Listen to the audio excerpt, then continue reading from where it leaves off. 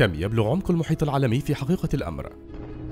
دائما ما يسعى الإنسان إلى معرفة كل ما هو مجهول من حوله، فنحن البشر نسعى مثلا بكامل قوتنا للنظر إلى المجرات البعيدة لكي نتوصل إلى معرفة كل شيء حولها. لكننا ننسى في بعض الأحيان أن أحد أعظم أسرار الطبيعة يعتبر بالنسبة لنا بالمعنى الحرفي تحت أقدامنا، أي يقف عائقا أمام الإنسان ولا نستطيع التوصل إليه. اليوم سوف أتحدث عن أحد أسرار الطبيعة ألا وهو المحيط العالمي. لكن أولا ندعوكم للاشتراك في القناة وتفعيل جرس الإشعارات لكي لا يفوتكم أي جديد ننشره لحظة بلحظة. المحيط العالمي وهو عبارة عن بركة مياه عملاقة تتكون من المحيط الهادئ والمحيط الأطلنطي، المحيط الهندي والمحيط المتجمد الشمالي. يشغل المحيط العالمي مساحة كبيرة جدا تبلغ حوالي 361 مليون كيلومترا مربعا، أي بنسبة تبلغ 71% من الكوكب. هذا يعني أن كوكبنا كوكب الأرض يعتبر كوكبا مائيا، وذلك لأن مساحة المياه فيه أكثر من اليابس. من الصعب تصديق ذلك، حيث أنه يتم دراسته على أنه يشكل نسبة 25% فقط. هل نحن حقيقة نعرف كم تبلغ عمق هاوية المحيط العالمي؟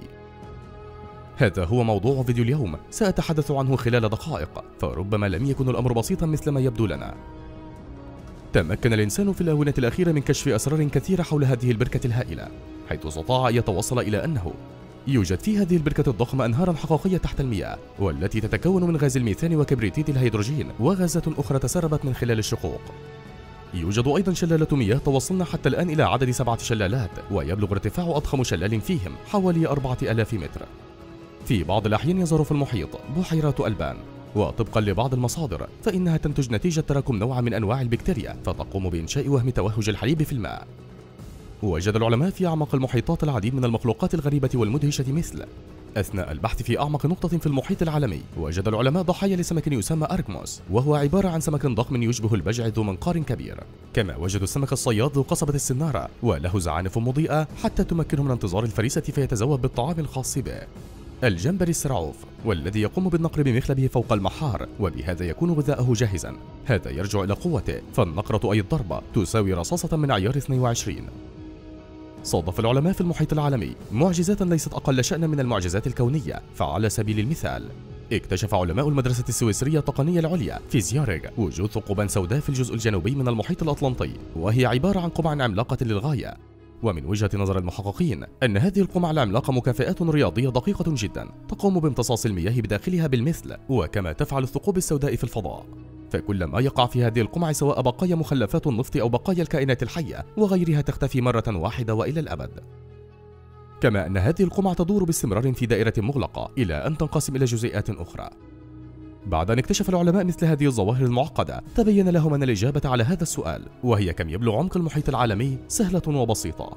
وبالفعل بدأ العلماء في عمل التجهيزات اللازمة لتحديد الإجابة. ففي السنوات الأخيرة قام علماء المحيطات بمساعدة أحدث التقنيات الصوتية والآلات التي تصدر موجات فوق صوتية وتعمل على تمشيط جميع زوايا المياه على كوكب الأرض، بتحديد أن منتصف عمق المحيط العالمي يشكل من 3550 إلى 3700 متر. ولكن يوجد في هذه البركة الضخمة هاويات حقيقية لا قعر لها، وهي عبارة عن كسور قشرة الأرض، والتي يطلق عليها عادة تجويف أو خندق، وأن قصب السبق ينتمي إلى خندق ماريانا والذي يوجد في المحيط الهادئ. وطبقا للإحصائيات الأخيرة فإن عمق خندق ماريانا يبلغ حوالي 11022 متر. أعمق نقطة في الخندق هي هاوية تشالنجا، والتي من السهل أن يغرق فيها حتى أعظم الجبال في العالم جبل إيفرست، والذي يبلغ ارتفاعه حوالي 8848 مترا. فهل تتخيل أن مثل هذا الجبل الشاهق من السهل أن يغرق في هاوية تشالنجا؟ ولحسن الحظ الجبال التي توجد في هاوية تشالنجا لم تقع في تفكير أحد حتى الآن. فالأشخاص الذين يتميزون بالفضول وحب الاستطلاع تمكنوا من رؤية ما يحدث في أعماق الهاوية أكثر من مرة ولم يتوصلوا للجبال. إلا أنه في الآونة الأخيرة اكتشفت بعثة أمريكية متخصصة في علم المحيطات من جامعة نيو هامبشير في الولايات المتحدة الأمريكية، وبمساعدة بعض المعدات الخاصة، وجود جبال حقيقية تقع على سطح الجزء السفلي من خندق ماريانا. كما اكتشفت البعثة وجود 4 جسور حجرية تمتد لمسافة 69 كيلومترا مربعا، ووجدت أيضا مسوخات عملاقة حوالي 10 سنتيمترات وتسمى باسم زانا فايفوز، وأن هذه المسوخات لها قدرات لا تصدق، فهي قادرة على مقاومة تأثير كل من اليورانيوم والزئبق والرصاص، فجميعهم يقتلون الكائنات الحية. ولكن ماذا سوف يحدث إذا كان هذا خاطئا؟ ماذا سوف يحدث إذا لم تقع أعمق نقطة في المحيط العالمي في خندق بلا هاوية؟ سنأخذ على سبيل المثال بحيرة روسية عادية، فما سوف أخبركم به شيئا لا يصدق. فالأمر يكمن في أنه في عام 2003 في بحيرة ليس لها قاع تم العثور على سترة إنقاذ من الولايات المتحدة الأمريكية يوجد عليها توقيع يحدد هوية شخص، ويوضح أن سترة الإنقاذ هذه تخص البحار سام بيلوف، والذي قام الإرهاب بنسفه في عام 2000 في ميناء أوتاسا. انتشرت منذ فترة طويلة أقوال متداولة وشائعات بأنه لا يتمكن أحدا حتى الآن من قياس عمق المحيط العالمي. من الواضح أن قاع المحيط مثل المقلاة القديمة يتسرب من خلالها أي شيء، فهنا في القاع يتسرب من خلاله المياه، وأحيانا تأتي مفاجآت من الطرف الآخر في العالم مثل ما حدث مع سترة الإنقاذ الأمريكية. لكن هل يمكن أن يكون هذا أكثر خطورة من المضاربات الفارغة والتخمينات البشرية؟ لم يحدث في تاريخ الإنسانية من قبل أن العلماء أثبتوا في نهاية المطاف الحجج والشائعات البشرية. فمن بين الشائعات البشرية عن المياه، يقول البشر على مدى القرون أنه عند القرب من المياه ممنوع التلفظ بعبارات شريرة ولا يمكنك اللجوء إلى المعاملة السيئة بعد شرب المياه، وأنه من يفعل ذلك فقد يطلق على نفسه ضررا شديدا. منذ سنوات عديدة توصل مجموعة من المستكشفين من دولة اليابان إلى استنتاج بأن المياه تتمكن من امتصاص المعلومات واستيعابها، وأن الكلمات السلبية تؤدي إلى تشويه صورة السوائل وبالتالي ستصبح ضارة جدا على الإنسان. وحتى الآن لم يبدي أي من الخبراء المختصين رأيا عن أن أعمق مكان في المحيط العالمي يعتبر بحيرة، لكن العلماء استطاعوا إثبات أن أعمق نقطة في المحيط العالمي هي خندق ماريانا، وفي هاويتها يكون الضغط أكبر ب1000 مرة مما هو عليه في البحر العادي. في بداية عام 1960 كانت هناك غواصة روسية تسمى باتيسيكاف AS3، كانت تحمل الباحث الأمريكي دون والش والباحث السويدي جاك بيكار، والتي غاصت في قاع المحيط. فقد رأوا بعيدا عن الأوساخ والمخاط أسماكا غريبة مسطحة ومخلوقات ضخمة للغاية. كما لاحظ مستكشفون آخرون في الآونة الأخيرة أنه في أعمق مكان على الكوكب توجد أسماكا غريبة الشكل على ساقي عنكبوت، ووجدوا وحوشا مضيئة مخيفة الشكل. قال أحد المستكشفين في عالم المحيطات مازحا أنه لن يفاجأ إذا وجد في القاع السحلية العملاقة غودزيلا. وفي عام 2012 المخرج السينمائي المشهور جيمس كاميرون بعد أن زار هذه الهاوية نفى كل بيان مروع من أسلافه، حيث قال أنه كان وحيدا تماما في خندق ماريانا ولم يخف من أي مخلوقات حية ولا من أي وحوش مخيفة، لكن أكثر شيء كان مخيفا بالنسبة له هو شعوره بالعزلة الكاملة عن البشرية. ماذا سوف يحدث إذا أخطأ الباحثون شجعان؟ بالطبع توصل المستكشفون إلى عمق المحيط الذي لا يصدق، لكنهم لم يتمكنوا من الوصول إلى أعمق نقطة في قاع المحيط. في الآونة الأخيرة توصلت مجموعة من العلماء من جميع أنحاء العالم إلى الاستنتاج الآتي: أن قاع المحيط في حقيقة الأمر يذكرهم بشكل ساندويتش ضخم ويتكون من طبقات عديدة. وصل المستكشفون إلى الطبقة الأولى من هذه الشطيرة الضخمة، وتوصلوا إلى أن الطبيعة هي التي صنعتها، وعثروا على آثار الطبقة الثانية في قاع المحيط عن طريق الصدفة كالآتي: درست مجموعة من العلماء من جميع أنحاء العالم البكتيريا الفريدة من نوعها، والتي تسكن في ينابيع حرارية ساخنة، وكذلك مزودة بطاقة مؤكسدة بكبريتيد الهيدروجين ومحللة بالميثان. أوضح المستكشفون أن هذه البكتيريا عبارة عن كائنات صغيرة جدا لا ترى بالعين المجردة، وتستطيع أن تتخلل 5 كيلومترات إلى الأسفل في قاع المحيط. فهذا يعني أن في هذا العمق تسقط مياه المحيط، والتي بدونها لا تستطيع البكتيريا البقاء على قيد الحياة.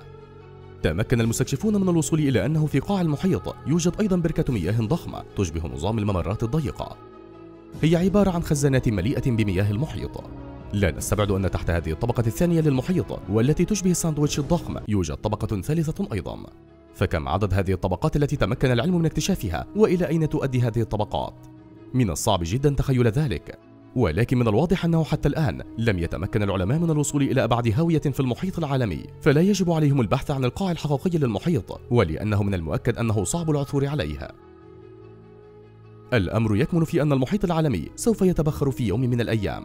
فقد أكد عالم الفيزياء الفلكية العالم البريطاني ستيفن هوكينج في إحدى نظرياته أن هذا سوف يحدث في خلال مليارات السنين، وذلك نتيجة تسخين الشمس، وأنه ستحدث كارثة حقيقية خلال مئات السنين نتيجة لوجود أنشطة غير محدودة على كوكبنا.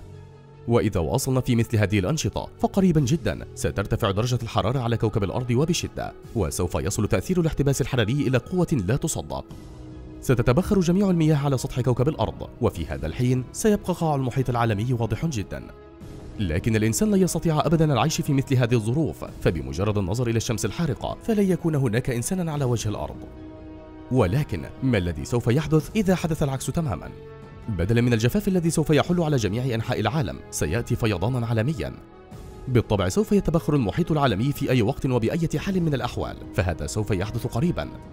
ولكن إذا لم يحدث ذلك وحدث العكس، فسوف يزداد حجم المحيط العالمي وسيغمر أجزاء كثيرة حل عليها الجفاف، حيث أكد العلماء منذ فترة طويلة أن حجم هذه البركة سوف يزداد بثبات.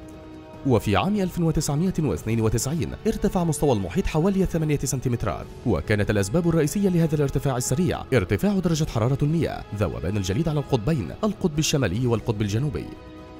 أثبتت الأبحاث الأخيرة لعلماء وكالة ناسا أن مستوى المياه سيرتفع بشكل أسرع وأكبر مما توقعوا من قبل، ووفقا لتوقعاتهم فإنه في عام 2100 سيزداد عمق المحيط العالمي من 30 سنتيمترا إلى مترا واحدا، وإذا لم تحدث هذه العملية فهذا يعني أن أعماق المحيط سوف تختفي عنا. نعم، وأكثر من ذلك، ففي نهاية هذا القرن ستكون أراضي جميع الدول الجزرية تحت الماء مثل الولايات المتحدة الأمريكية وهولندا وإيطاليا وألمانيا وأسبانيا واليابان والصين. أما أراضي الدول المتبقية سيحل عليها الجفاف والمجاعة وأعمال الشغب والحروب، وحينها لن نتمكن من العودة إلى حل أسرار الطبيعة.